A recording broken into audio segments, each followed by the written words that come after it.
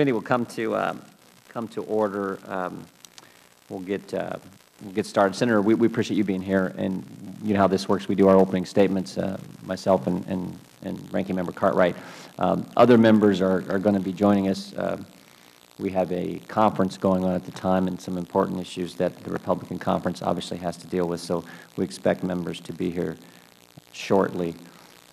But let's get started. I know how sensitive your time is, and we appreciate, again, the work you've done and you being here today. Today's hearing is the committee's second hearing examining Obamacare's provisions that bail out health insurance companies. Today's hearing will also examine how the disastrous implementation of the law and the President's extra legal actions to unilaterally change the law have likely increased the size of the health insurance industry bailout.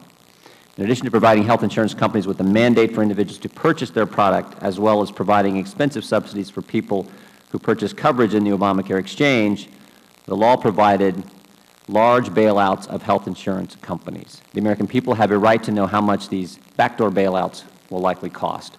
One day before the committee's last hearing on this issue in February, the Congressional Budget Office estimated that there would not be a taxpayer bailout.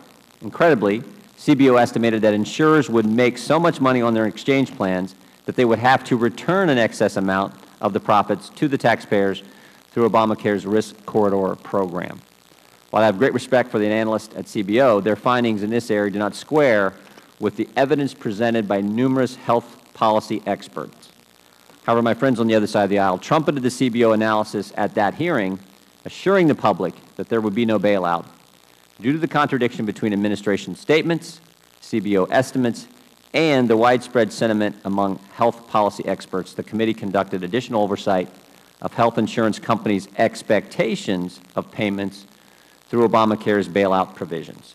The committee obtained information from 15 traditional health insurance companies and 23 Obamacare co-op companies that represent about three-quarters, again, about 75% of all the individuals enrolled in Obamacare exchange plans. So we talked to 15 traditional insurance companies, 23 co-ops representing three-quarters of the people in the exchange plans. While the committee is still analyzing the information provided by these companies, our initial review has uncovered some striking information. First, 13 of the 15 traditional health insurance companies expect to collect payments from the Obamacare risk corridor bailout program.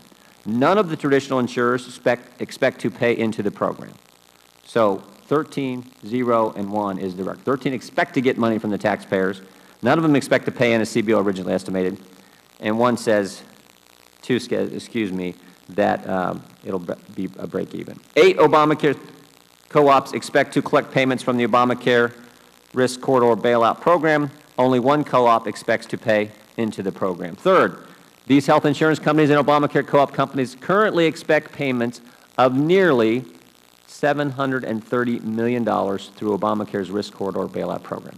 And finally, the health insurance industry expects its taxpayer bailout to be about 33% larger than it did at the start of open enrollment. The information provided by the insurers suggests that the total taxpayer bailout could, in fact, well exceed $1 billion this year alone. The information obtained by the committee shows that CMS testimony at today's hearing is simply out of touch with reality. According to CMS's written testimony, quote, "We anticipate that risk corridor collections will be sufficient to pay for all risk corridor payments," close quote.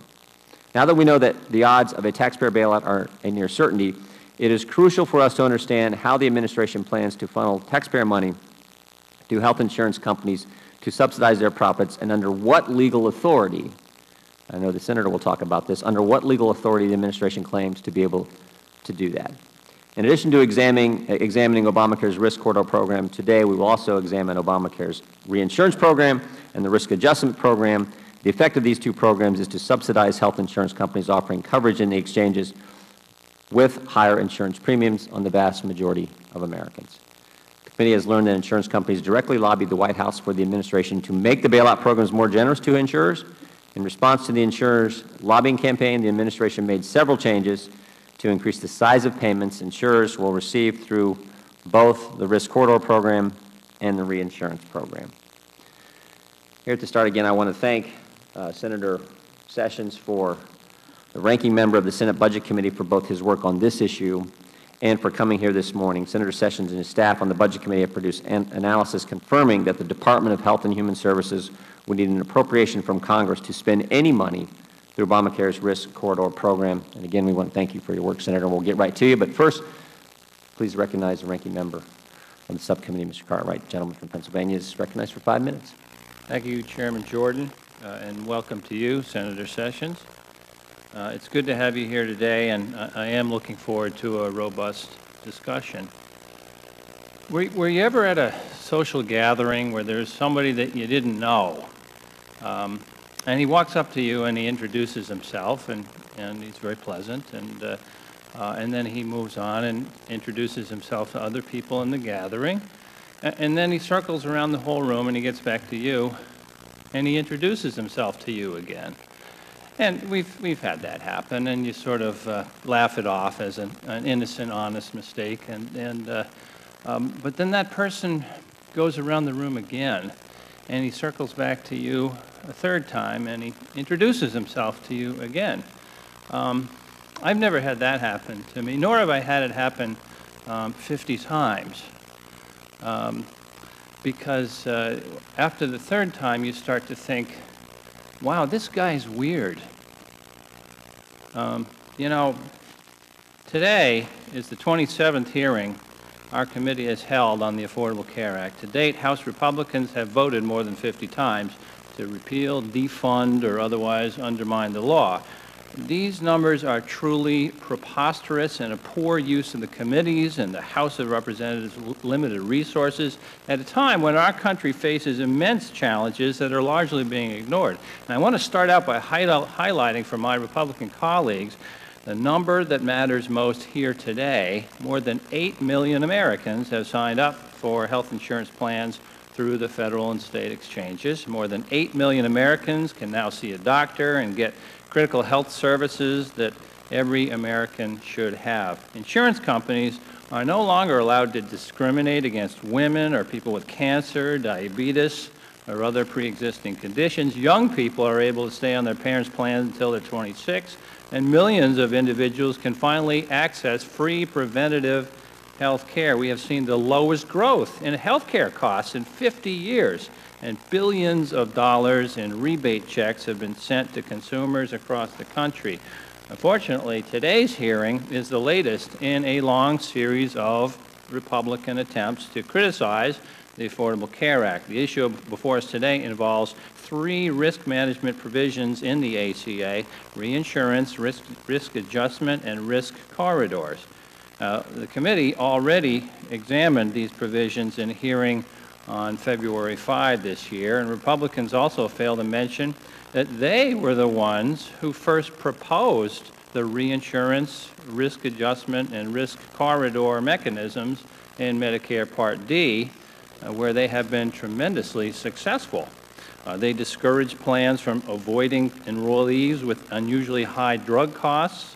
They help lower premiums for consumers by stabilizing the insurance market. Now in its 9th year, Medicare Part D has robust participation with 39 million seniors enrolled. I appreciate the senator who is here to testify before us today voted in favor of that legislation, as did 41 of his Senate Republican colleagues and 204 House Republicans. Nevertheless, Republicans continue inaccurately to describe these risk mitigation mechanisms as a bailout to health insurance companies. This is a characterization that is just plain wrong. Reinsurance is funded solely by contributions from insurance companies. Risk adjustment is funded by transfers between insurance companies, making it budget neutral. Under the Risk Corridor program, the government collects funds from insurers with extreme financial gains and makes payments to those with extreme losses. It's not a bailout. The reinsurance pool amount is set by statute. Payments may not exceed the amounts collected from insurers. In April, the nonpartisan CBO confirmed that the Risk Corridor program would be budget neutral over the 3-year life of the program. None of these facts sounds like a bailout to me. The Affordable Care Act is the law already debated for years, passed by Congress, signed by the President, and helping millions of Americans to obtain quality, affordable health insurance.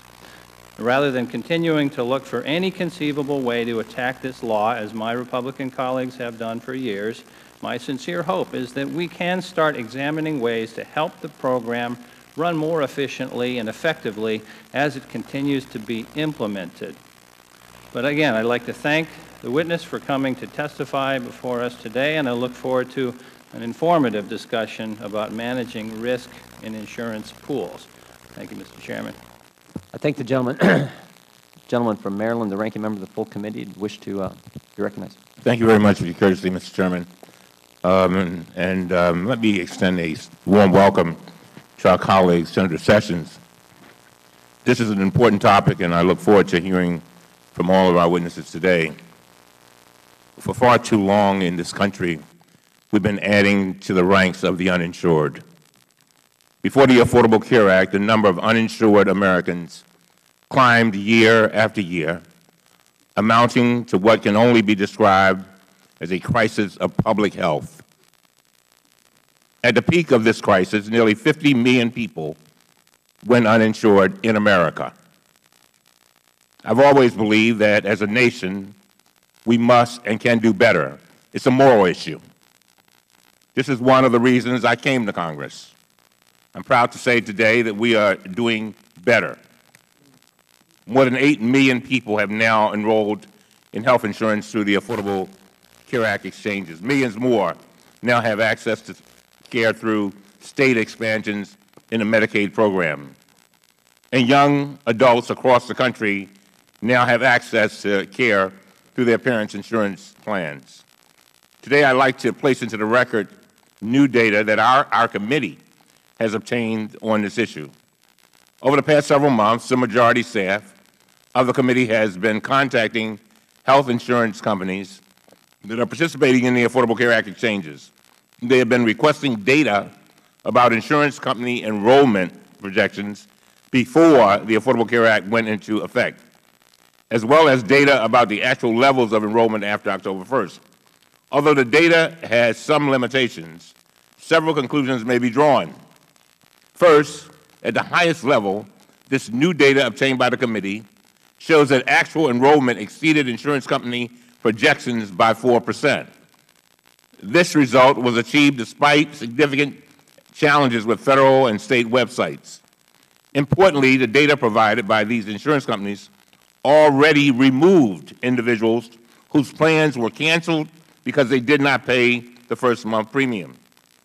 In addition, there has been a lot of concern about whether young people between the ages of 18 and 34 were going to sign up for the insurance under the Affordable Care Act. The new data from these insurance companies show that enrollment among adults in this key age group exceeded insurance company projections by nearly 11%. The data also shows that this age group represented the single largest proportion of new enrollees at nearly 27%. They're getting insured so that they can stay healthy. Insurance companies also provided data broken down by state. This data shows that the enrollment exceeded projections in 18 of 31 states for which the committee obtained data. Notably, some of the largest enrollment increases occurred in Republican-controlled states that were hostile to the Affordable Care Act. For example, the data obtained by the committee shows that the actual enrollment exceeded insurance company projections by more than 500% in Florida. Now, this data is only a sample, which is one of its limitations, but it clearly demonstrates that there is extremely strong demand for quality, affordable health care, even despite vocal opposition from Republican governors, state legislatures, and insurance commissioners. Mr. Chairman, I ask unanimous consent that a fact sheet that was prepared by my staff setting forth this data be entered into the official hearing record. Mr. Chairman? Without objection. Thank you. Today, we will discuss the reinsurance risk adjustment and risk corridors program under the ACA. These programs are critical mechanisms to help insurance companies transition from a market in which they discriminated against people with pre-existing conditions to one in which they must compete on a basis of quality and efficiency. These programs are key features of a Medicare Part D program, one of President Bush's signature legislative initiatives. They were adopted by a Republican Congress. They have been extremely successful in Part D program, and they will be successful for the Affordable Care Act. And Mr. Chairman, again, I thank you for the opportunity, and I look forward to hearing from a man who I have a lot of respect for, Senator Sessions. Thank the gentleman from Maryland. Gentleman from Virginia. I'd ask unanimous consent, Mr. Chairman, that my opening statement be entered into the record at this point prior to Senator Sessions' testimony. I thank the gentleman. I thank the Chair. You beat me. I also welcome Senator Sessions to our committee. You beat me to the punch. Members have 7 days to submit opening statements for the record for any of my Republican members who want to do that. The Honorable Jeff Sessions is with us today. Senator, we appreciate that. We appreciate the good work you've done on this issue and so many others. And the gentleman from Alabama is recognized. Thank you, Mr. Chairman, and Ranking Member Cartwright and members of the committee, and for your kind words. It's an honor for me to appear before the People's House and to share some thoughts that are the product of research by my committee staff on the Budget Committee. They have identified that there are problems with the risk corridor program in the President's health law, but the issue is broader than health care because it impacts the constitutional power of Congress. As you know, President Obama's health care law created a risk corridor program in an effort to mitigate risk for private companies that participate in the federally controlled health insurance market. The government would collect a portion of the profits if a company makes money and pay off a portion of the losses if a company loses money.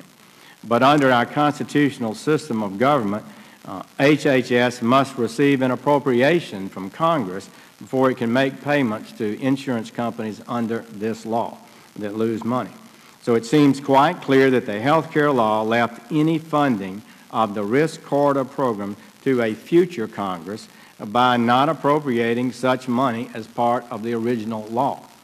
According to our own Congressional Research Service, quote, under long-standing GAO interpretations, an appropriation must consist of both a direction to pay and a specified source of the funds, close quote.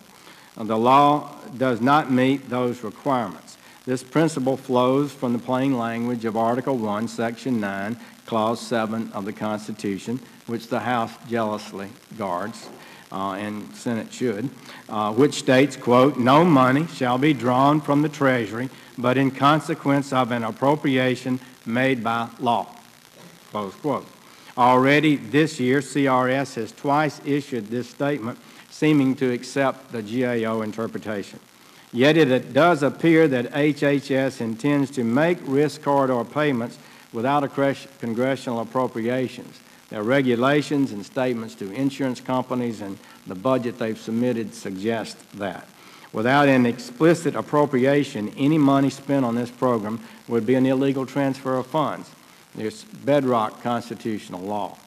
It's been suggested that the ObamaCare risk corridor program is the same as the risk corridor program for Part D of Medicare. This is plainly false. That law, Part D, included a mandatory appropriation for just that purpose. President Obama's health care law contains no such language. To carry out their plans, the President's fiscal year 2015 budget requests the authority to collect and spend money from authorized user fees. HHS would also apparently use the authority as justification to redistribute money collected from profitable plans or to even raid other funds for this purpose. Such authority from the budget is, of course, unlikely to happen. So this would give, if approved, HHS unchecked discretion over these funds, creating a multi-billion-dollar slush fund. Our research indicates that if Congress does not either provide a funding source through appropriations or grant the administration new authority to shift funds around, then any risk corridor payment that HHS makes would be illegal. Should the administration persist in doing so, it would be subject to prosecution under the Anti-Deficiency Act. Of course, we hope that they will avoid taking that step. Your hearing today could help impact their decision. The implementation, although they seem to have clearly indicated they intend to do so at this date. The implementation of the President's health law has been marked by a series of unilateral actions by the President and the executive branch officials that undermine the rule of law, in my opinion, and public confidence. This is part of a larger pattern of executive lawlessness and unilateralism that has caused great unease throughout the country. Sadly, the Senate has failed to defend Congress's congressional prerogative. The House, by contrast, is to be applauded for its defense of the Constitution as exemplified by the hearing today.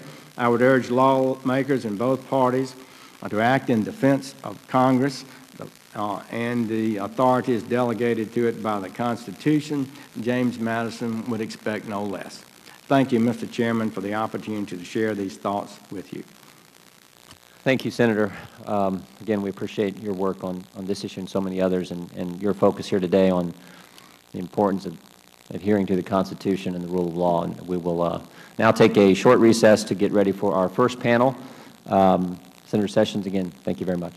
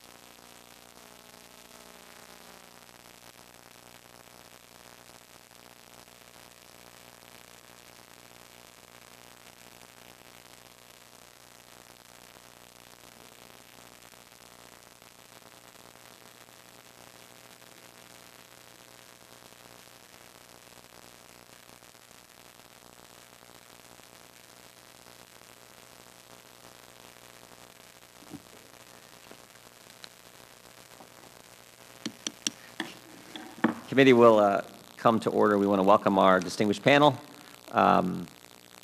First, we have Mr. John Graham, who's a senior fellow at the National Center for Policy Analysis. Second, Mr. Seth Chandler is the Foundation Professor of Law at the University of Houston Law Center. And Ms. Corey Uccello, Senior Health Fellow at the American Academy of Actuaries. And finally, our fourth witness is Mr. Ed Heiselmeyer. He's a Senior Research Fellow at the Center for Health Policy Studies at the Heritage Foundation. We have to do the swearing in, so if you all please stand and raise your right hand. You solemnly swear or affirm that the testimony you're about to give will be the truth, the whole truth, and nothing but the truth, so help you God. Let the record show that everyone answered. We will start with Mr. Graham and work down the row. Mr. Graham, you're recognized for 5 minutes. You know how this works. There's a lighting system there. Make sure your microphone's on and fire away.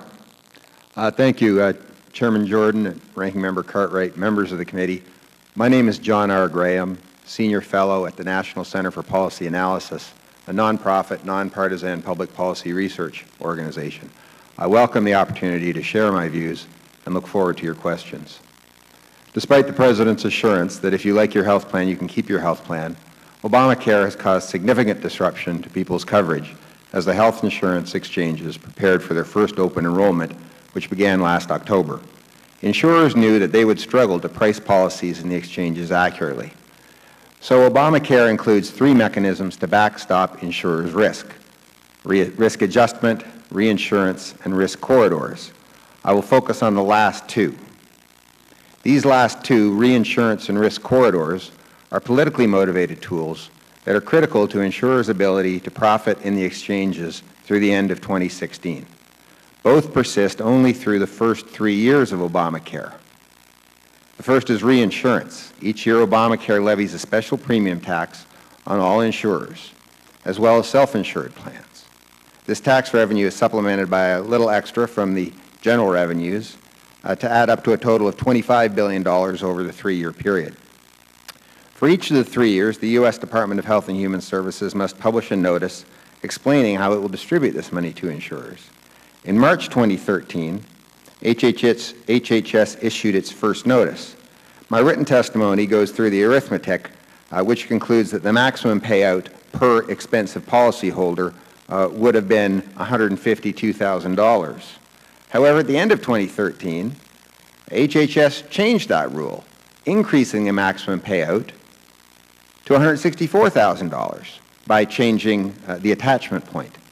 HHS asserts that it changed the attachment point because there will be fewer extraordinarily expensive claims than originally anticipated.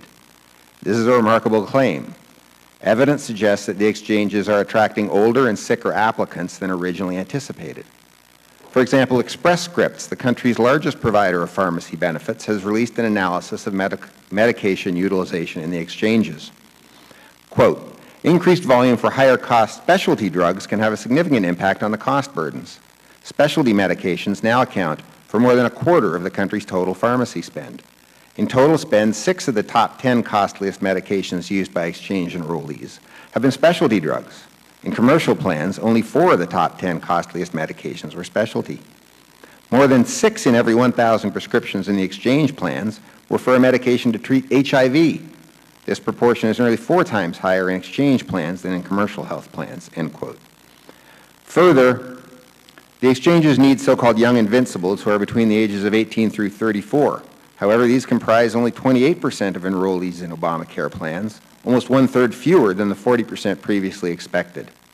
Even worse, our understanding of the characteristics of the beneficiaries in the exchanges is deteriorating because HHS appears to have decided to discontinue its monthly announcements that describe these important factors. The reinsurance fund is primarily financed by a tax levied on an assumed approximately 191 million insured people in the United States. If 2014 sees significantly fewer insured people than assumed, revenues will fall short. It is likely that the reinsurance fund will fall short of satisfying insurers' claims. They will look elsewhere to be made whole, which brings us to the risk corridors. This is an unlimited taxpayer obligation that compensates insurers in the exchanges according to formulae that I've described in my written testimony. A quick read of risk corridors suggests that they are revenue neutral, but this is not the case. Payments are based on premiums paid, not claims incurred. At the risk of oversimplification, if the average premium over all insurers is $10,000 and the average of all claims is $10,000, the risk corridor is revenue neutral, but if the average of all claims is greater than that, taxpayers are on hook for the difference. Health insurers appear to understand that the exchanges contain more risk than initially appreciated, and HHS has responded to their concerns in a series of communications that have promised in somewhat veiled language that it will adjust the risk corridors, and I quote from a letter, modify the risk corridor program final rules to provide additional assistance, end quotes. Also, the HHS has increased the administrative costs that it will compensate plans for if they incur too much claims in the risk corridors. The HHS appears to have, in its most recent communication, accepted the need for appropriations, as the Congressional Research Service has suggested, and I would conclude by encouraging Congress to use whatever tools and powers are available to it to ensure that taxpayers' liabilities in these risk corridors are limited and precisely quantified. Thank you. Thank you, Mr. Graham. Mr. Chandler.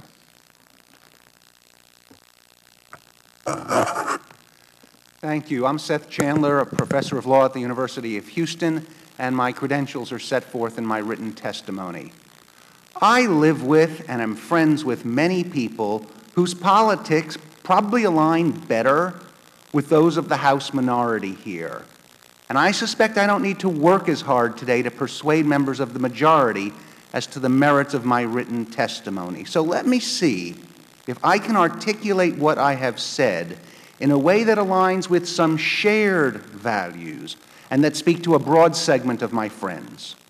All of you ought to be very concerned about the way risk corridors is being implemented. First, about the Obama administration's sabotage of its own delicate mechanisms for adverse selection containment by what it calls a transitional policy.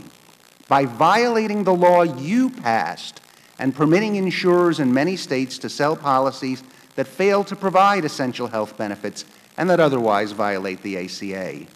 That action increased the cost of risk corridors substantially, even as it challenged separation of powers.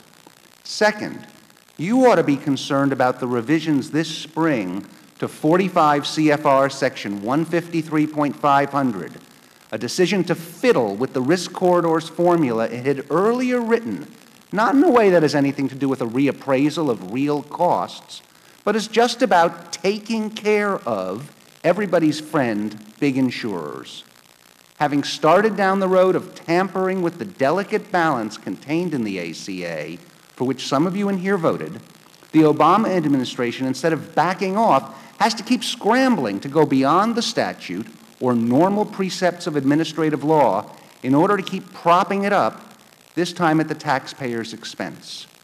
When you let precedents like this stand, when you say it's all for the greater good or for temporary political advantage, and before you complain again that this is all some tiresome political stunt, think about what happens when the future Cruz administration or some other executive branch leader not to your taste has the same sort of powers over the purse and over the law that this executive branch is claiming. Finally, you ought to be concerned about the state of your own House. In my written testimony, I go through the bizarre history of the Congressional Budget Office accounting for risk corridors. I've studied it with every tool I have, and I cannot make mathematical sense of what they did in February or their about-face in April. The latter time was the worst.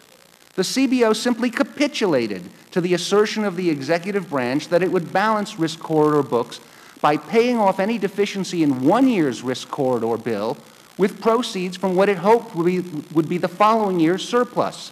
CMS admitted in its April 11 fact sheet not having an answer to the obvious question of what happens when it's borrowed so much against future receipts that there is not enough money to pay off in year 3. In now scoring risk corridors as budget neutral, CBO simply capitulated to this vacuous response that relied on vapor dollars and an unlawful withholding of money to the insurance industry to balance the books. It should have and it could have done much better.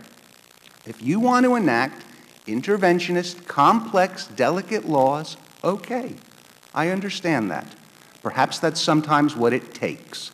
But if you're going to go down that path, you must have independent and technically adept information on the benefits and costs of doing so. no matter what the minor transitory benefits today of looking the other way, when congressional majorities come and go, you ought to be very concerned about a precedent in which at least the appearance of politics starts to infect the CBO. What I want to do in the 52 seconds remaining is to go where the CBO feared to tread. I want to estimate for you the real costs of risk corridors before the transitional policy, after the transitional policy, and after the CMS fiddled with the computation of the risk corridors ratio. And I'm going to do so using the same software that underlay my written testimony. And if we could maybe hook up my computer to the monitor, we could do that. Okay, great.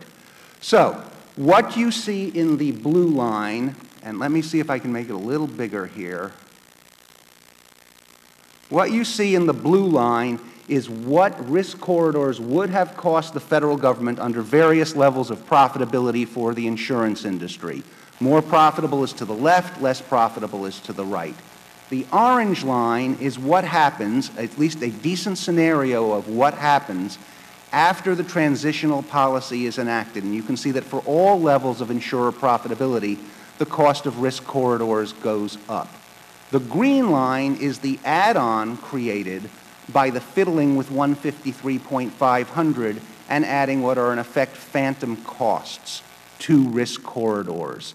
And so you can see the bill increasing, and I would add that this estimate is roughly in conformity to what the committee investigation found in its speaking to insurance companies. And I see that my red light is more than on, so I will quit. Thank you. Well done. Thank you, Mr. Chandler. Ms. Lucello. That's a tough act to follow. Good morning, Chairman Jordan, Ranking Member Cartwright, and members of the subcommittee. I am Cori Uccello, Senior Health Fellow at the American Academy of Actuaries, which is the nonpartisan public policy and professionalism association for actuaries in the U.S. Thank you for inviting me to speak today. Millions of Americans have obtained health insurance under the Affordable Care Act. However, the law poses some financial risks for insurers, which could limit competition and plan choice. To address these risks, the ACA includes 3 risk-sharing programs: risk adjustment, reinsurance, and risk corridors. My remarks will provide a framework for understanding these programs. Taken together, they encourage plan choice and competition and reduce the incentives for insurers to avoid high-cost enrollees. I'll first discuss the Permanent Risk Adjustment Program.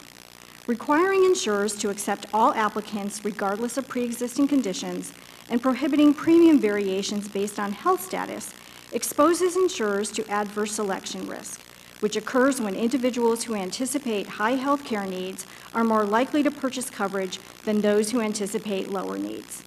The ACA's individual mandate and premium subsidies reduce the adverse selection effect in the market, although some risk remains. Such adverse selection risk could encourage insurers to avoid enrolling people with high health costs. The Risk Adjustment Program aims to reduce these incentives by shifting money among insurers based on their enrollee risk profiles. Insurers with larger shares of low-cost enrollees will contribute to a fund that will make payments to insurers with larger shares of high-cost enrollees. All ACA-compliant plans in the individual and small group market will participate in the Risk Adjustment Program, whether they are inside or outside of the exchanges. The program is designed to be budget neutral. Next, I'll turn to the reinsurance program. For 2014 to 2016, the ACA includes a transitional reinsurance program which further reduces the incentives for plans to avoid high-cost individuals and helps stabilize premiums. The reinsurance program will offset a portion of the costs of high-cost enrollees in the individual market. This will reduce the risk to insurers, allowing them to offer premiums lower than they otherwise would be. In 2014, $10 billion will be collected from health plans, which will then be used to pay plans in the individual market for a portion of an individual's claims exceeding $45,000. The program is budget neutral. If necessary, reinsurance payments will be adjusted to ensure that payments do not exceed contributions collected from plans. Contributions to and reimbursements from the program will decline over the program's 3 years. The transitional nature was designed to address the likelihood that the earliest enrollees would be those with higher costs, including those transitioning from high-risk pools, whereas healthier individuals may delay enrolling. The third program is the Temporary Risk Corridor Program, effective from 2014 to 2016 for qualified health plans in the individual and small group markets. The ACA Risk Corridor is similar in concept to that in Medicare Part D. Risk corridors mitigate the pricing risk that insurers face when they have only limited data to estimate the health spending of the newly insured. An objective of risk corridors is to encourage health plan choice and competition by limiting the risk for insurers participating in the market during its early years. The ACA program includes two-sided risk corridors, which limit not only insurer losses, but also insurer gains. Actual claims are compared to the expected claims that were assumed in the insurer's premiums. If actual claims are within 3% of expected, insurers either keep the gains or bear the losses. A portion of losses exceeding 3% are reimbursed by the federal government. A portion of gains exceeding 3% are paid to the federal government. Insurers do not have full protection against losses. They bear a share of the risk even if losses exceed the thresholds. Such a design encourages insurers to set premiums so that they are adequate to pay claims. In closing, I want to highlight the importance of these programs. The risk adjustment and reinsurance programs reduce the incentives for insurers to avoid high-cost enrollees. And by limiting insurer losses due to pricing uncertainty, risk corridors encourage insurer participation in the market, which in turn increases competition and plan choice for consumers. And because the risk corridors are two-sided, the federal government will receive payments from insurers if their gains exceed the threshold. Thank you. I look forward to your questions. Thank you. Mr. Heiselmeyer. Mr. Chairman, Ranking Member Cartwright, members of the committee, thank you for inviting me to testify today. My name is Ed Heiselmeyer. I'm a Senior Research Fellow in Health Policy Studies at the Heritage Foundation. This is, as I'm sure you're aware already, a complicated and sometimes opaque topic, so I would hope to maybe put it into a perspective that you could use in evaluating it. The perspective I suggest is to approach this from the same perspective that a mechanic would approach trying to fix something, and that is, well, what is the problem, and given what the problem is, what's the right tool? Do I use a screwdriver, a pair of pliers, a wrench, a hammer, etc.? In the case of risk in insurance, there are all different types of risk. So let me briefly describe what I see as the three types of risks that are being addressed by these three risk mitigating strategies. And then I think that might give us a way to evaluate the programs separately. The first is what could be called a market selection risk. There are many changes that this law makes to existing markets, and it's very uncertain how people will sort themselves out when they respond to those changes with respect to people who already have insurance, including those with employer group coverage who may continue it, may not, with respect to the uninsured, etc. So when people have choices of markets, it's oftentimes difficult to predict who's going to wind up where.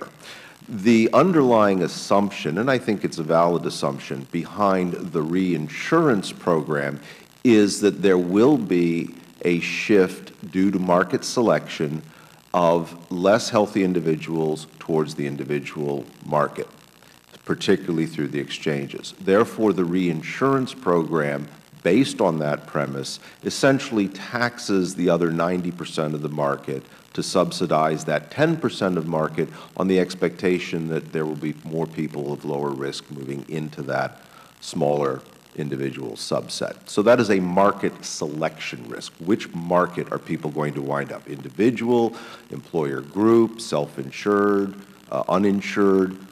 That's the uncertainty. The second uncertainty is, if that's sort of a wholesale risk, is the retail level, the individual selection risk. Even if you take a pool of people, all of whom are committed to buying insurance, we don't know who's going to pick which insurer and which plan. And there are many different factors that will go into their decision. Something as simple as brand name. Maybe they'll pick Blue Cross because they know it as opposed to an insurer they don't. So in that market, the concern is that, and this is true of any market, that the insurers may not get a statistically even distribution of all the risk profiles. So the risk adjustment program is there really for the insurers to sort out among themselves that market selection risk. That brings me to the third and most contentious, and this is the risk corridors. And essentially the risk corridor program functions as a profit or loss risk mitigation. Will the insurers be profitable or not in this market? Now, this is where I think it's very important to consider what is and isn't applicable about the often mentioned experience with Medicare Part D. Medicare Part D was an entirely new product design in an entirely new market. The insurers were being asked to do something they had never done before. They had never offered standalone drug coverage to senior citizens. Furthermore, the closest they could get in approximating that wasn't really very good, which was employer group drug coverage, but it wasn't really the equivalent. It was sold on a group basis, not an individual basis, so there was less risk there. It was integrated with the plans, not standalone. That made it very different. And also it was sold to a population that used only 1/5 as many drugs as the senior citizens do. So it was a very difficult market for the insurers to try to figure out.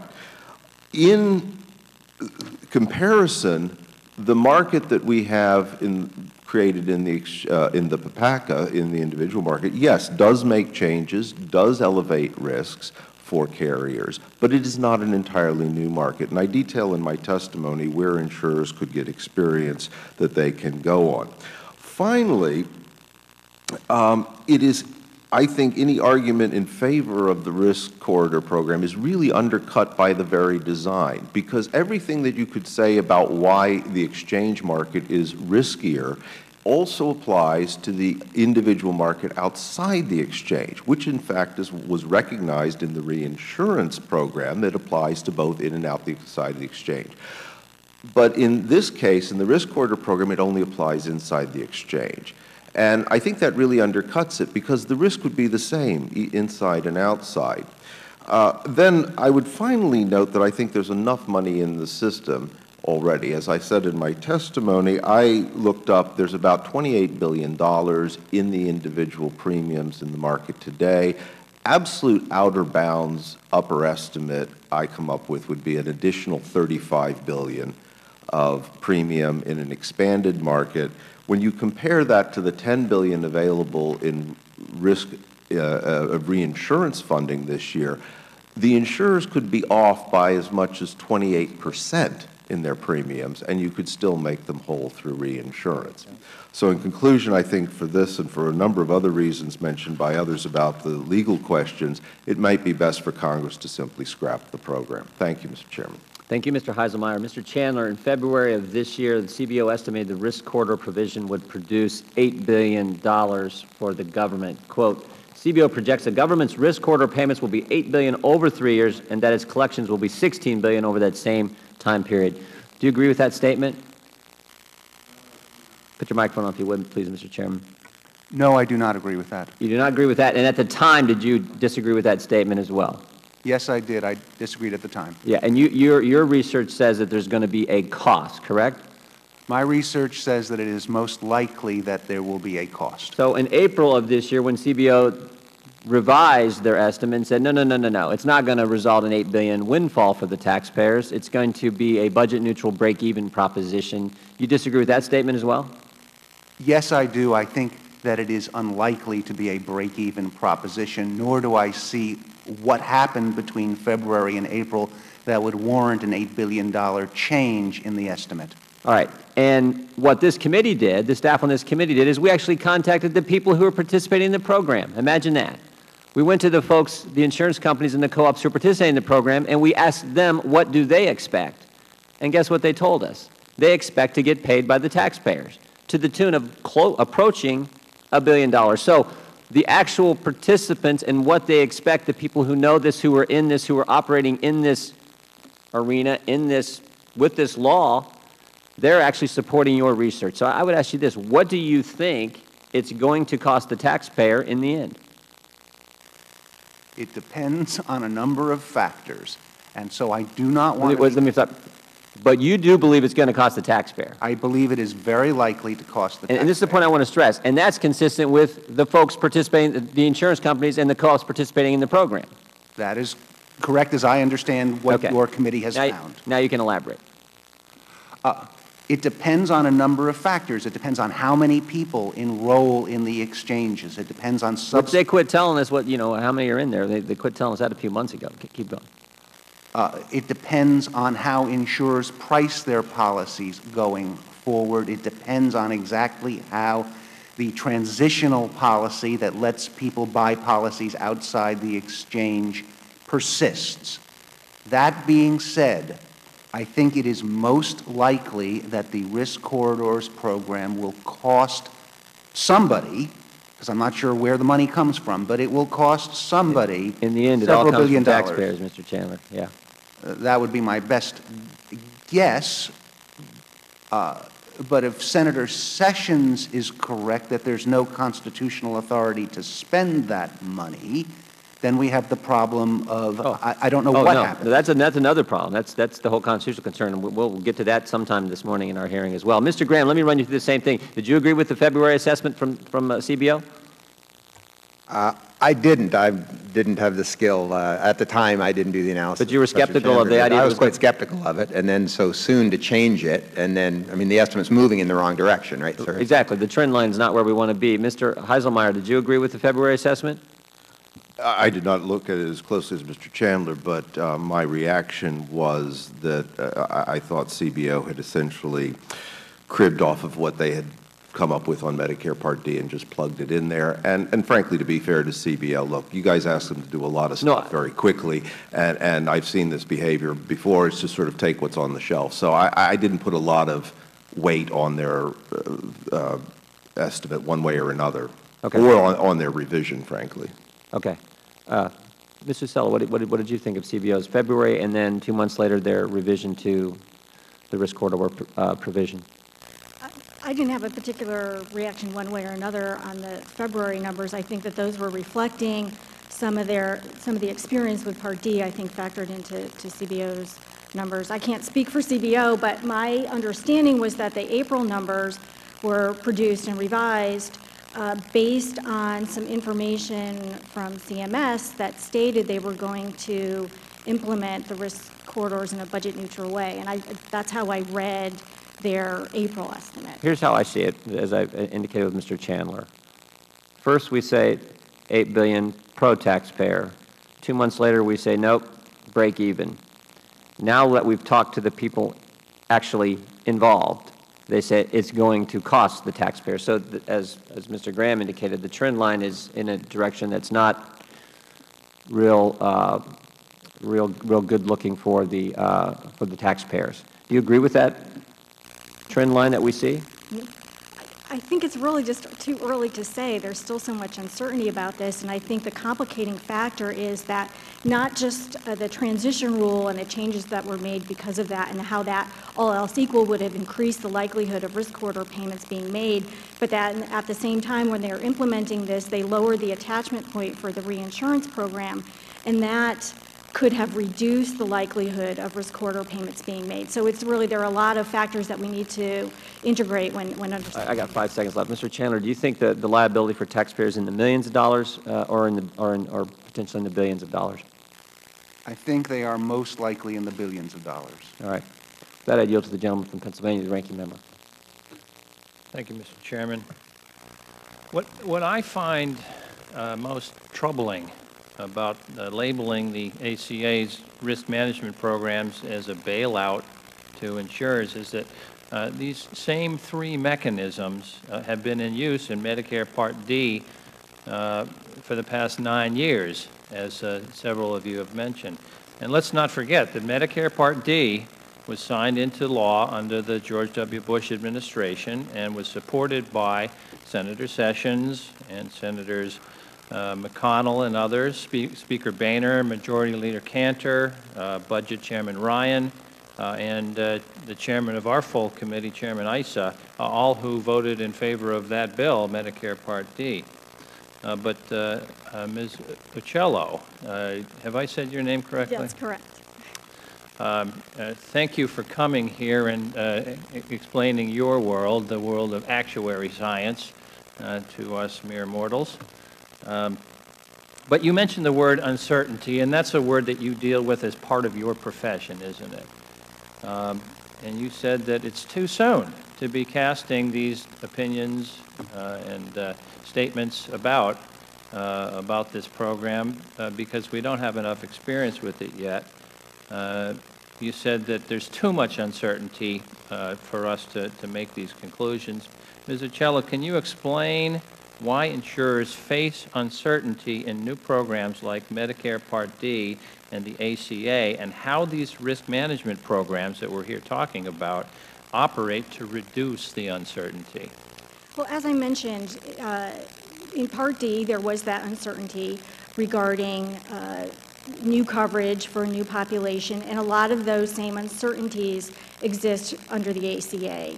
There's uncertainty regarding who will purchase coverage and what their health spending will be. So that creates a lot of pricing uncertainty for insurers when they're determining their premiums. There's also the issue of whether or not a particular plan is going to get a disproportionate share of high-cost people relative to the market as a whole.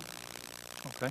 Mr. Heiselmeyer, you stated in both your written and your oral testimony here this morning that you believe insurers in the individual market face less pricing uncertainty than the Part D plans faced at the outset of the Part D program. And you explained that because we had no experience in Medicare Part D, whereas with health insurance under the ACA, there is a lot more data to give us guidance. Am I correct in that? Yes, sir. That is exactly the point that I was making. And Ms. Uccello, I want to ask you, do you agree with that? I think there's just as much, if not more, uncertainty with the ACA premiums as there was for Part D, in part because the variability of medical spending is a lot higher than that for prescription drug spending, and so that can increase the uncertainty. So do I go too far then to say, Ms. Uccello, that in your opinion the need for risk corridor programs is even greater than with the Medicare Part D program? I would say that it's just as much, if not greater. How did reinsurance, risk management, and risk corridors impact the participation of insurers and the cost of premiums in Medicare Part D, Ms. Uccello?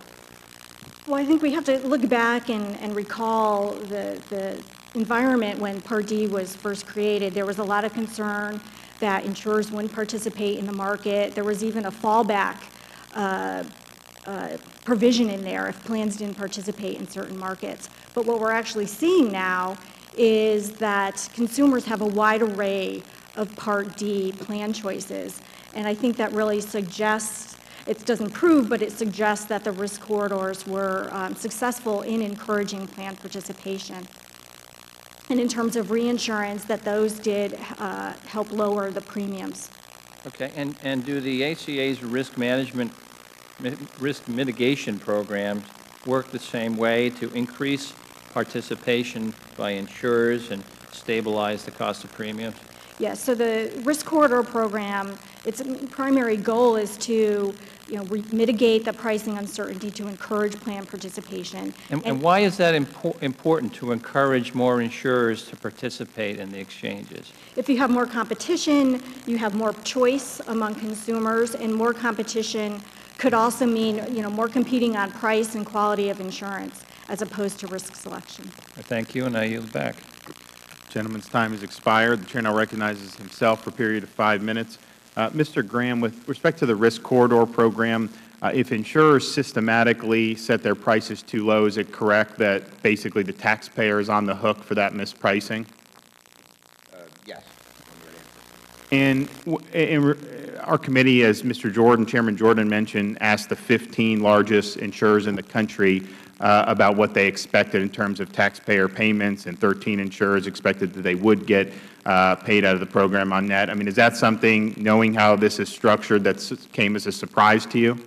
Well, the specific numbers came as a surprise to me, but not really, because I think those of us who've examined it know that when it was promoted by the administration as budget neutral, that wasn't a likely reality as it happens. So the taxpayer is implicated by this program. Now, Mr. Graham, is it correct that this reinsurance provision is financed by a fee or tax, however you want to term it, on all health insurance plans? Of the $25 billion, 20 is the premium tax and 5 is general revenues. So basically, you have the vast majority of individuals with health insurance are paying higher premiums to finance the Obamacare reinsurance program, correct? Yes, sir. And essentially, the reinsurance fund is a transfer from those Americans to a very smaller subsection of Americans who have Obamacare plans. Yes, sir. Okay. Now, you mentioned in your testimony that higher expected reinsurance claims indirectly affect taxpayer exposure to risk corridor bailouts. Can you just discuss what you meant by that? Well, I'm thinking more, it's clear from the communications between the administration and the insurers that the insurers really are looking to the risk corridors, and as your research tells us, 13 out of 15 are expecting a payout. So if they run out of money in the reinsurance plan, the more the incentive is for the insurers to focus on the risk corridors and make sure they up their money coming out of that through various communications and relationships with the administration. Now, Mr. Chandler, the risk corridor program, how does that impact health insurance pricing? Can you explain that for us? In theory, it might slightly lower health insurance pricing because insurers are basically getting what one might call a derivative security issued by the government that hedges their risk. So what do you think will happen to insurance premiums after 2016, following that train of thought, if both the risk corridor and the reinsurance provisions are no longer in effect? All right. On the reinsurance provisions, I want to separate those. On the reinsurance provision, there is no question in my mind that insurance premiums will go up in the exchanges, and in fact, we should see an effect as early as this coming year because the size of the reinsurance goes down as we move through time. For risk corridors, one would expect to see a modest increase in insurance prices because insurers who want to hedge that risk are going to have to go to the market rather than having the government issue a derivative security for them. You had mentioned in your opening statement about the administration's, I guess it was a transitional policy in November. I mean, the background, for those who don't know, is the famous promise that if you like your plan, you can keep it. It's probably going to rank alongside read my lips, no new taxes, and the Lewinsky promise. That really shocked Washington. People were losing their plans. And so Congress, we were going to act to basically grandfather. Again, the administration decided to essentially, and is this how you understand it, the law hasn't changed. I mean, the law says Obamacare plans, it sets out what needs to happen, and then they've just administratively relieved states of having to comply with that. So you actually have insurance policies that are being issued in a state like Florida, where I'm from, which are illegal under the law but are simply not being enforced. Is that the way it's working? One word, yes. And so in your judgment, knowing the problem that came in November, knowing that people were losing their plans, that had to be addressed legislatively by Congress in terms of the way our separation of power system operates, correct? Yes. Very good. I have no further questions. I will yield. I will now recognize, the Chair will now recognize the gentleman from Virginia, Mr. Connolly, for 5 minutes. I thank the Chair, although I'd be happy to yield to the distinguished ranking member if he wishes to go first. Thank you very much. I thank. Ms. Uccello, can you describe the state of the individual market prior to the establishment of reinsurance program, and what kinds of medical underwriting practices were commonplace in the individual market? So prior to 2014, in the individual market, in most states, insurers were allowed to underwrite. They were allowed to deny coverage to applicants with pre-existing conditions. They were allowed to charge higher premiums to individuals with pre-existing conditions, or they were allowed to exclude pre-existing conditions from coverage. The ACA now prohibits those activities. So, and they were allowed to charge people higher premiums for pre-existing medical conditions, is that correct? That's correct. So, and what about women? Were insurers allowed to charge women more coverage than men? Premiums were allowed to vary by gender. I know from the title of this hearing that my counterparts on the committee believe that ObamaCare's, quote, fails patients, unquote. But to me, it is clear that the system that existed prior to the Affordable Care Act is the one that failed patients. Mr. Uccello, can you describe the market reforms that the ACA made to the individual market? You can go ahead. So under the ACA, there's guaranteed issue, which means that consumers who apply for coverage cannot be denied. There are also limits in how much premiums can vary across people. They can vary by a limited range, by age. They can vary by geographic status, geographic location, smoking status, family size, but they cannot vary by health status. And so again, so they can no longer decline to offer coverage to individuals. Is that right? Is that what you're saying? That's correct. And they can't charge people higher premiums for pre-existing conditions. By the way, I'm talking about our constituents. Correct. Now, I want to underscore the importance of these reforms for the millions of our constituents living with pre-existing conditions. For them, health insurance may be a matter of life or death. I also think it is important to emphasize that this represents a fundamental change in how insurers do business. Instead of competing to avoid the sickest or costliest enrollees, insurers must shift their focus to competing on the basis of quality of care they deliver and how efficiently they deliver it. Now, Mr. Uccello, how do the 3 Rs help insurers bridge the transition from a medically underwritten individual market to one in which everyone is guaranteed coverage and cannot be charged more due to pre-existing medical conditions, and why are they important? So because of the guaranteed issue and limits on or prohibitions on varying premiums based on health status, there could be an incentive for insurers to avoid some of these high-cost people. So the reinsurance and the risk adjustment programs reduce those incentives by shifting. The risk adjustment program shifts money, transfers money between plans based on what their risk profile looks like. So those insurers who enroll a less healthy population, presumably their costs are going to be higher, they'll be getting some money from those plans that enroll a lower cost population. But those programs really just transfer money between insurers based on average market risk. They don't really help if the market as a whole experiences adverse selection or there's some more uncertainty in pricing in the market as a whole, and that's where the risk corridors come in to mitigate that pricing uncertainty. Do these programs also play a critical role in discouraging insurance companies from cherry-picking the healthiest enrollees and competing on the basis of quality and efficiency rather than risk selection? That's one question. Because my time is running out. And how do these programs help insurers provide affordable coverage to sicker individuals with pre-existing conditions? And finally, do you believe that these programs constitute a taxpayer bailout to insurance companies? The risk adjustment program and the reinsurance program do get at the issue of avoiding high-cost people. I'm losing your third question.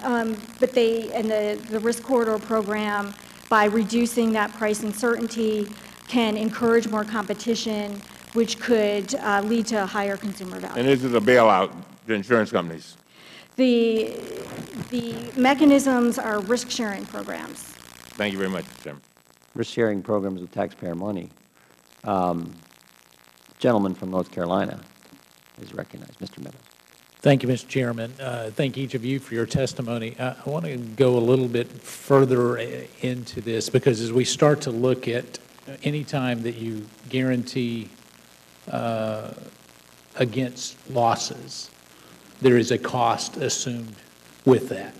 I mean, but it also manipulates markets, which is very concerning to me. And all of you have said that right now, I believe, that there is a greater tendency for unhealthy or those who have not had health insurance to enroll now. Is that correct? Yes. Yes. Okay, go ahead. I think that earlier on, it's more likely that the higher cost people, but as time goes on, I think the healthier people will come in. All right. So as time goes on, the healthier people will do that. So what would preclude an insurance company today from keeping their premium a little higher than their competition in order to make sure that their market mix is healthier right now, or vice versa, lowering that to make sure that they can increase their market share, i.e. setting their premium at a lower rate to compete with Blue Cross and Blue Shield, where they get more people? What would stop them from doing that if their losses are mitigated? Can I answer that? Sure. I think you have hit on a key point, which is that by backstopping the losses, there is somewhat of an incentive for insurers to underprice, get the business. If things go badly, Risk Corridors bails them out. If things go okay, well then great. It's not a 100% guarantee, because Risk Corridors is not a 100% backstop, but it shifts the incentives in a subtle way to cause insurers to have a greater likelihood of risking a low price, bringing people into their network, and seeing what happens. Well, as a business guy, but as I'm sitting here listening to yours, I would say if I were getting in the insurance business right now and competing against a big boy, that's what I would do. I would keep it close, but I would make sure that when they go on healthcare.gov that my premium was slightly lower.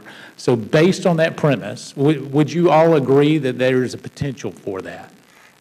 Yes, I would, and let me say that I read in the news this morning, I haven't checked the actual source, that if you look at consumer behavior, they are seeking out either the first lowest or the second lowest price policy in the exchange. And I understand perfectly well why consumers would do that, but that exacerbates the possibility that it will be those insurers who are underpricing who get the business, and that will necessitate the sort of Risk Corridors payments in the end. And I suspect that's why we're getting the response that the Chairman referred to of 13 out of 15 insurers that they polled saying we expect to get money out of Risk Corridors, and nobody expects to pay in.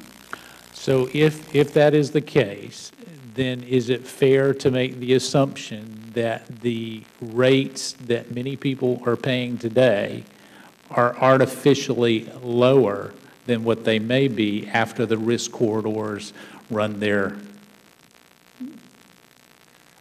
Yes, and that's why I said that I thought Risk Corridors' disappearance would have an effect on pricing. I do not think it is as great as the effect as the elimination of transitional reinsurance. That's a pure subsidy that runs from a whole variety of health care plans to plans sold in the exchange, and it's probably on the order, depending on the policy, of $500 to $600 per policy. All right. So as we see this, how can we make sure that this is revenue neutral? What's going to happen to make sure, the administration is saying it's revenue neutral, CBO says it's revenue neutral. I've found very little in Washington, D.C. that's ever revenue neutral. How can we make sure of that?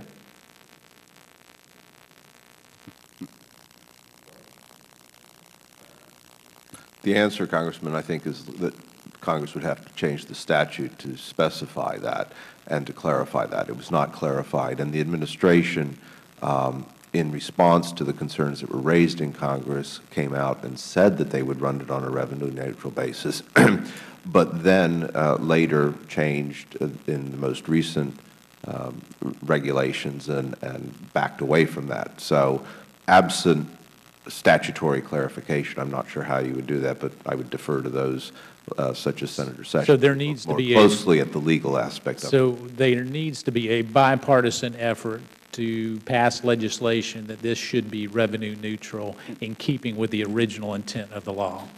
Yes, Representative Meadows, could I add to that? Go ahead. Which is that the reinsurance provisions actually have a fail-safe mechanism in them that calls for pro rata reductions in payments. Right. Such a thing could be done with the risk corridors provision. That might make insurance companies unhappy because they may have banked on having that backstop. But if Congress wanted to make sure that risk corridors was revenue neutral, it would not, in my opinion, be particularly hard to add that into the statute. Thank the indulgence of the Chair. You bet. We have the Cartwright, Cummings, and now Conley, the three Cs here. So Mr. Conley's recognized. Thank you, Mr. Chairman, and thank you to our panel. Professor Chandler, I think you just put on the table a very productive idea for Congress's consideration. Surely, however, we have to acknowledge that would be the first bipartisan effort. Actually, you got rid of the Class Act. Yeah, but in terms of actually trying to make it work, there was no bipartisanship and still isn't. And so it would be a novel thought and one welcome. My friend from North Carolina, I am delighted to hear his enthusiasm for trying to put together a bipartisan coalition to make the bill better, and I certainly would be glad to work with him in that effort, because that's really what we ought to be doing with legislation, trying to make it better, trying to make sure it's worked, trying to make sure it's efficacious. Will the gentleman yield? Yes, of course I would yield to my friend. I would note that you and you were my first bipartisan co-sponsor on my bill, so Yep. I thank the gentleman from It's Virginia. just who I am, I would say to my friend from North Carolina. Can I ask two? But, Mr. Chairman, I'd be glad to yield if you'll freeze my time, because I'm going to run out of time here, and I do have some questions. Is the gentleman proposing some legislation that will limit taxpayer liability? Actually, it was Professor Chandler who was proposing that, and Mr. Meadows who picked up on it, and I'm simply chiming in saying the whole aura of bipartisanship with respect to this bill is a welcome shift here in Congress. See what you've started, Professor Chandler. Professor Chandler, did I understand you to say in your testimony and previous questioning that your prediction is insurance premiums actually going to go up under the ACA? Is that correct? They will go up relative to what would have happened because of the phasing out of the transitional reinsurance provisions as well as the risk corridor provisions. Okay, on that point, it's early on, but there is a preliminary report just issued, I guess, today by the Department of Health and Human Services, a 28-page report that suggests actually premiums were lower than we expected, and that there was more competition, which primarily contributed to that, and a healthy subsidy as envisioned by the ACA. Have you had a chance to look at that report? This is one issued today. It's either today or yesterday.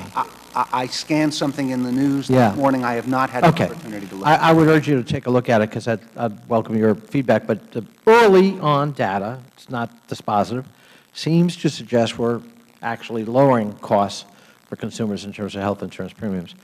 Ms. Uccello,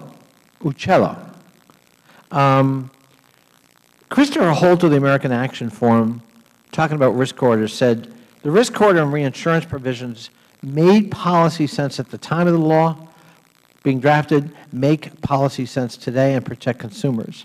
They do not constitute a bailout. Do you agree with Mr. Holt's statement? I agree that they make sense.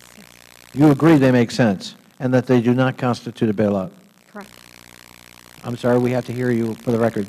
Yes. Yes, okay. Why were these risk management provisions necessary when the law was drafted, in your view? Again, I think with the risk corridors, there was a lot of pricing uncertainty regarding who was going to purchase a plan and what their health spending would be, and the fear was that insurers would be hesitant to participate in the market by mitigating some of those risks. That's what the risk corridors do. Reinsurance and risk adjustment help reduce incentives that insurers may have to avoid high-cost enrollees. An expert from the Manhattan Institute, Mr. Feynman, called risk mitigation strategies a virtuous cycle. He said, risk adjustment mechanisms get you the buy-in of insurers. They also help keep premiums at manageable levels while insurers develop enough experience to properly price plans of their own. This helps encourage people to enroll, and in turn helps insurers develop necessary pricing experience, resulting in a virtuous cycle. Do you share Mr. Feynman's point of view? I think he's right in terms of the risk mitigation programs encouraging participation, yes. And do you also agree that risk adjustment mechanisms such as that help keep premiums at manageable levels while insurers develop experience to properly price their product? I think that, yes, over time, insurers will have more certainty and will be able to price their premiums with more confidence, and in doing so, be able to reduce the risk margins they include. And finally, with respect to risk corridors, is that a novel idea unique to the ACA? I mean, did we just come up with it, or had that been floating around before in academic and economic circles? Well, I think, as a lot of us have mentioned, that it was included in Part D. Under the Bush administration. Yes. Thank you.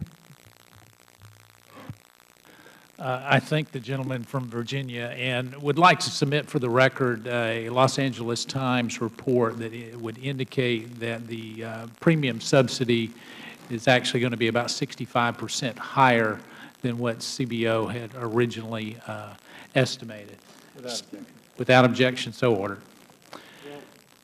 And if I could, Mr. Chairman, I'd also like to put in the record maybe something that suggests otherwise. Without objection, so I thank the Chair. All right. The Chair would like to recognize the gentlewoman from Wyoming, Ms. Loomis. Thank you, Mr. Chairman, and I'm so delighted this panel is here. Ms. Ocello, I think actuaries are probably the most underappreciated and unknown group of people that make things tick in this difficult risk management environment, whether it's financial resources or social spending. I wish the Social Security Administration were turned over to actuaries instead of politicians. So I think we'd have a more fiscally sound program. When I was on our Wyoming Retirement Board, our actuary's name was Flick Fornia, and he was a really funny guy and was able to explain to lay people like me about the importance of actuarially soundness. So thanks for what you're doing. The committee's own survey shows that insurance providers expect to receive payments. These are exchange plans, and so they think that they're going to receive payments, not make payments. So how is it possible, given that the administration thinks that the program's receipts and outlays will be equal? Well, I would say a couple of things to that. First is that not having seen this data, it's difficult for me to comment on it, but I would also caution that the risk corridors apply to qualified health plans, or QHPs, regardless of whether they're on the exchange or off the exchange. So if this data were collected just reflecting on exchange, it may be missing some of the off-exchange QHP enrollment, and that enrollment might be different from that on the exchange. So that's kind of one thing I would highlight. And I think over time, again, as I mentioned before, there's still a lot of uncertainty, and so we're not going to know really for sure until after the end of the year how everything actually shakes out. Mr. Heiselmeyer, could you respond to that as well? Yeah, actually, no, the risk corridor program only applies on the exchange. The reinsurance applies both on and off the exchange. And in fact, that was one of the interesting things, is that the risk corridor does not apply off the exchange. It applies off the exchange to QHPs. So But the QHP is off. a QHP is only on the exchange. I mean, that's how the law works. Or to plans that are very similar to QHPs on the exchange. I mean, I think the next panelists can probably provide more information on that. Okay, I will pursue that line of questioning with them. For anyone on the panel, do you find it surprising that on October 1st last year, 6 out of 15 insurers expected to receive payments from the risk corridor program? Does that surprise anybody? No, I see people nodding their heads. If that's all I would know, I mean, not particularly. Well, if insurers are pricing plans accurately, shouldn't their risk corridor payment expectations be zero?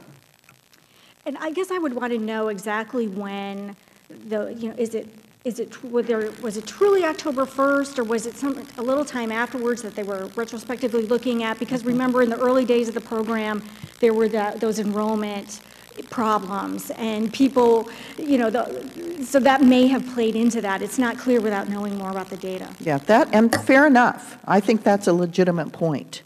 Does a positive risk corridor payment prior to the start of open enrollment indicate that insurers may be planning on underpricing their plans, expecting they might get bailouts under the 3R program? Mr. Chandler? It would not be, in my view, an irrational business strategy for a health insurer to deliberately underprice its plan in order to hook people into their network, get them excited about their doctors, and if worse came to worst, they would be backstopped most of the way by the federal government. Mr. May I respond? Heiselmeyer? Yes. Congresswoman? Yeah, because I've looked at the insurers participating in the exchange and written on this, and one of the things I'm always telling people, including my friends, is that these are not a monolith. This is not a monolith. They're not all the same. And so when you and other members have asked questions about these kinds of strategies, it's important to realize that different companies will approach this differently based on the kind of company they are. So with that said, I would expect a company that was a smaller company, a less well-known company, because there are a number of regional HMOs, for example, in these plans, Win Health in your own state, yes, for example, that is the kind of company that might discount, use a strategy of discounting to gain market share. A more dominant company like Blue Cross in your state probably would not do it. I found it interesting that a company like Aetna, where 60% of their business is self-insured employer plans, they are in more exchanges than any other company in the country. They're in 17 states, and yet that's, as the CEO said, no more than 3% of their business. Interestingly enough, Aetna took the opposite approach. Aetna, from everything I can see, they actually withdrew from 4 or 5 states at the last minute when they were not, their higher rates were not approved. And basically, from what I can tell, they took the strategy of, we're willing to try it, but we're not willing to lose money on it. We're going to price the premiums higher. So depending on the kind of company you are, they're going to come in different ways. That's all I would point out. Thank you, panel. My time has expired. I yield back. Thank you. The Chair would recognize the gentleman from Michigan, Mr. Bentivolio. Thank you very much, Mr. Chairman, and thank you for holding this hearing. Over the past few years, we've argued that Obamacare was going to disrupt the insurance markets. This health care law has become a perfect example of how not to do health insurance reform. We should not bail out insurance companies to mask the fact that Obamacare is a disaster and hurts Americans. This hearing shows exactly why. Reinsurance is funded by an assessment of each of the roughly 158 million people who do not get their insurance coverage from the exchanges, some through union-backed plans, others through plans sponsored by employers. The government is assessing each or such plans $63 for each member, which adds to $10 million. then giving that money to insurers that sell through the exchanges. Mr. Graham, is it correct that the reinsurance provision is financed by a fee or tax on all health insurance plans? Yes, sir.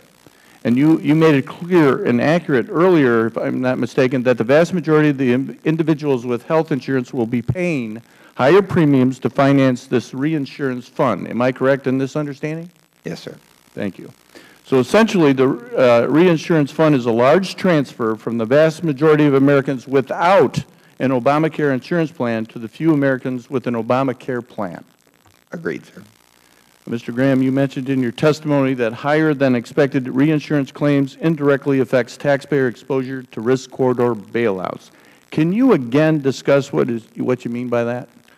Well, the risk corridors are such a moving target. I think that's one thing that's come out here. And the reinsurance is a fixed target. It's a maximum of $25 billion over the 3-year period, and if they don't collect the revenue expected, they can't go anywhere else.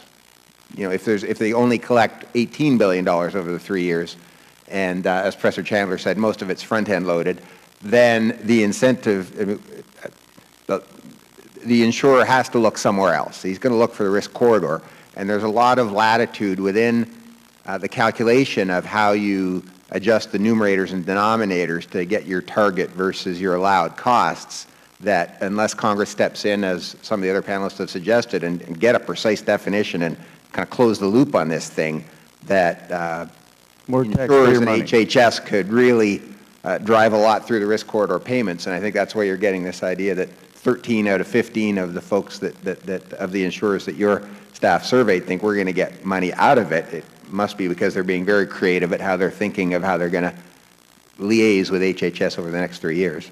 Thank you. You're going to print more. And just one more thing, Mr. Chairman. Earlier, Mr. Meadows and Mr. Conley were talking about redoing, make some fixes. Is that correct, to Obamacare? I just want to assure you, the only person I want to hear, I should pass it before we can see what's in it, is from my doctors. So be assured, I'm going to read that bill before it's even voted on. And with that, I yield back. Thank you very much.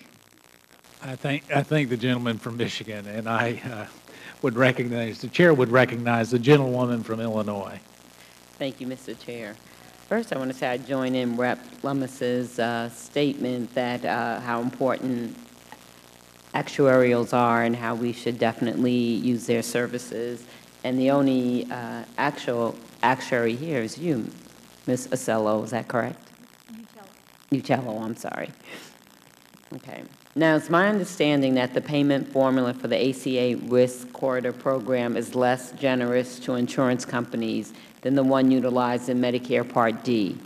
Specifically, the threshold at which risk-sharing payments kick in is higher in the ACA risk corridors, and the percentages of losses covered is lower.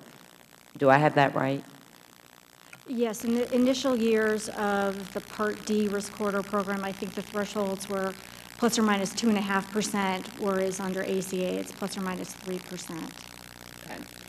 So when the Republicans passed risk corridors as part of Medicare Part D, the program was even more favorable to insurance companies than it is under ACA, correct? The plans had to, a smaller, yes, I'll just go. Yeah, the corridors were smaller, so the threshold at which they had to bear the losses or keep the gains was more narrow. Do you consider the risk management programs in Medicare Part D to be successful? And please explain your answer. So under Part D, the risk corridor program is intended to encourage plan participation by mitigating the pricing risk. And if we look at, because there was fear that there wouldn't be a lot of plans that wanted to participate in this program. And if we look at the experience now or even back then, their consumers, had and have a wide array of plan choices. So I think that suggests that the risk corridor at least helped encourage plan participation. The reinsurance program, I think, did help reduce premiums to below where they would otherwise be without that program. Okay. And is there just as much of a need for these 3 programs in the ACA as there was in Medicare Part D? I think the risks for ACA are similar to those that existed for Part D, so I think the need is just as much, if not more, under ACA as they were for Part D. Thank you, and I yield back. I thank the gentlewoman from Illinois, and the chair recognizes the gentleman from Tennessee, Mr. Desjardins. Thank you, Mr. Chairman. I thank the panel for being here today. Mr. Chandler, if you don't mind, I'll start with you. As you know, in November 2013, President Obama offered a 1-year extension to allow individuals whose coverage is being canceled by Obamacare to keep their coverage. What kind of effect did this have on the average health of exchange plans risk pools? It deteriorated the health of those pools because it provided an alternative for healthier individuals or people with less broad needs to seek out alternatives that Congress had banned. Okay. Did the administration make both the reinsurance program and the risk corridor programs more generous to insurers in the fall? Not by statute. Okay. But? In effect, by increasing the per-member claims within the exchange plans, they increased the likely bill for the transitional reinsurance program, and they increased the likely amount that will be paid out through the risk corridors program. Have you estimated how much of a windfall insurers will receive from the administration's changes to these programs? I have made a series of estimates as to the likely increase in the cost of the risk corridors program. I have not done so with respect to the transitional reinsurance program. Okay. You discuss in your written statement that risk adjustment contains incentives for insurer fraud and manipulation that need to be monitored carefully. What did you mean by this? All right. We haven't spoken much about risk adjustment. What risk adjustment does is it requires the insurer to attach some code or set of codes to people. And there's a score for each code. So if you've got cancer, that's a 10. If you've got the sniffles, that's a 1. And the insurance industry then gets paid based not on how much they actually paid, but on that score. There are occasions in which those scores can be fudged. There are occasions in which an insurer might have an incentive to try to get away with a little more than fudging. And so in my view, because of the amount of money involved and because not all insurers are saintly, that needs to be monitored quite carefully by Congress. How does this relate to privacy concerns for the individual? Well, in order to see whether insurers are accurately coding people's conditions, including things like, prior miscarriages or cancer or HIV, someone's actually got to go look at the medical records. And yes, there are de-identification procedures that can be used, but it may be that in some instances those will be advertently or inadvertently breached, and so there are at least concerns about privacy that are implicated by risk adjustment. Now, would this privacy concern only be for those on the exchange or for people who don't go on the exchange as well? No, people who are in small groups who are not on the exchanges are also covered by risk adjustment, and therefore, even if you didn't volunteer to participate in the Obamacare exchanges, there are issues with respect to privacy there, too.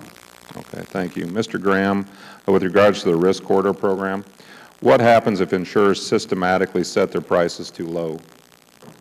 Well, the risk to the taxpayer increases proportionally. So the taxpayer's on the hook. Absolutely. And I guess going back, this law wouldn't exist today if the Supreme Court hadn't ruled that Obamacare is indeed a tax. So when this bill was originally passed, the taxpayer, the average person out there, didn't know that they were going to be on the hook for this, did they? Probably not. Okay. And, furthermore, I guess if the system doesn't work as well as it was supposed to, which we're seeing, in fact, I think the only thing we've been wrong about to this point about the new health care law is that it's even worse than we could have imagined in terms of cost, access, and quality of care. So, the people basically were sold a bill of goods when this health care law was passed. And what are the risks of this deteriorating into a single-payer system if we can't afford the bailouts of the insurance companies like we're discussing today? Well, I think the risk is present, and I think it's very present because one of the objectives that's been discussed here is that this means insurers will not shun the sick. But we're not seeing that.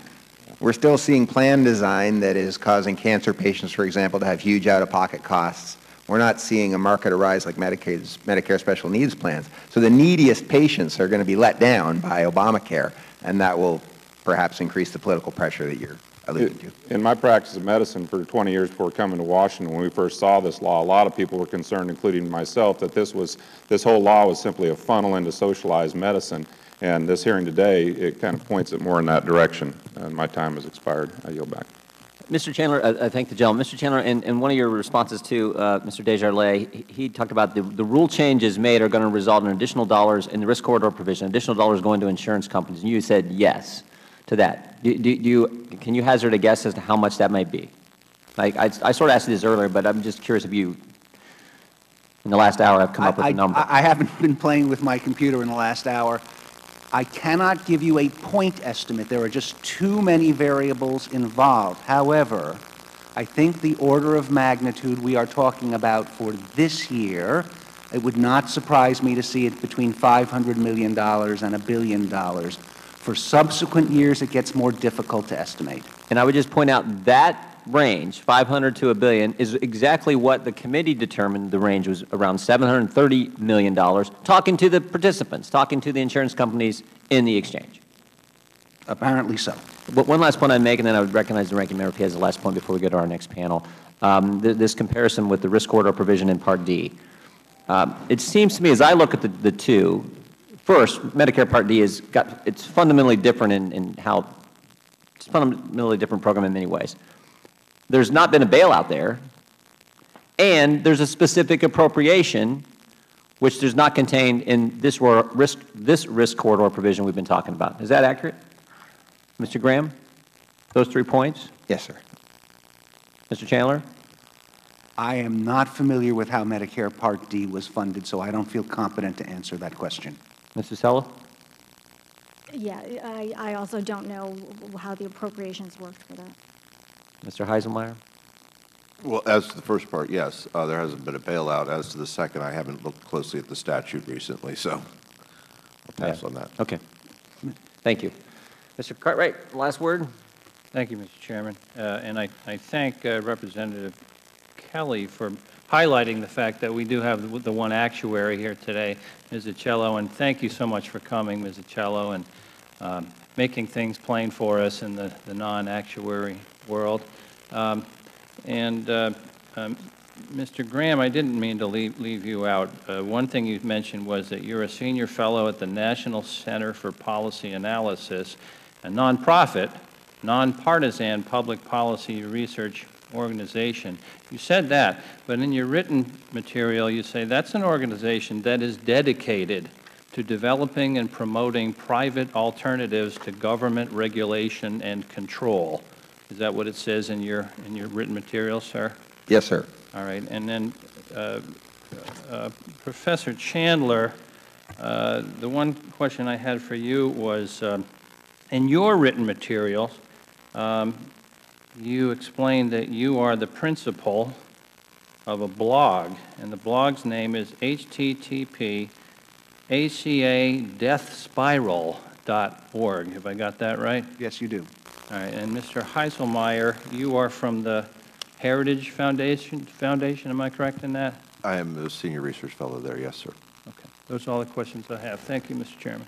All righty. We want to thank our panel for being here today and for your fine answers and testimony, and we will take a short recess and get ready for our